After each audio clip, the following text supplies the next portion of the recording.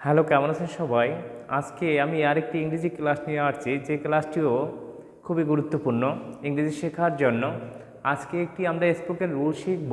সেই রুলটি হচ্ছে I like the way plus subject plus verb. একটি স্ট্রাকচার আমি লিখে দিয়েছি এখানে। মূল হচ্ছে এই রুলটা হচ্ছে আই লাইক দ্য ওয়ে। যদি বলি আমি তোমার হাঁটার ধরন পছন্দ করি, I like the way you walk. আমি তোমার হাঁটার ধরন পছন্দ করি। আমি তোমার কথা বলার ভঙ্গি পছন্দ করি, I like the way you talk. আমি তোমার কথা বলার ভঙ্গি পছন্দ করি। আমি তার ভালোবাসার তরিকা পছন্দ করি, I like the way he loves. আমি তার ভালোবাসার তরিকা পছন্দ করি। আমি তাদের মারামারি পদ্ধতি পছন্দ করি।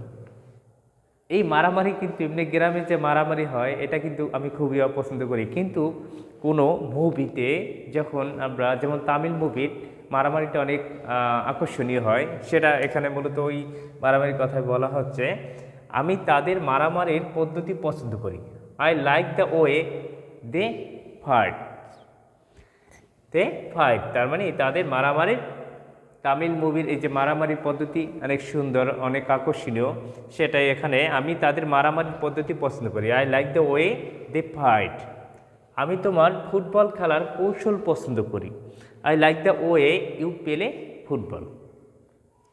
তার খেলার ধরনটা আমার ভালো লাগে, I like the way she writes. তার লেখার ধরনটা আমার ভালো লাগে।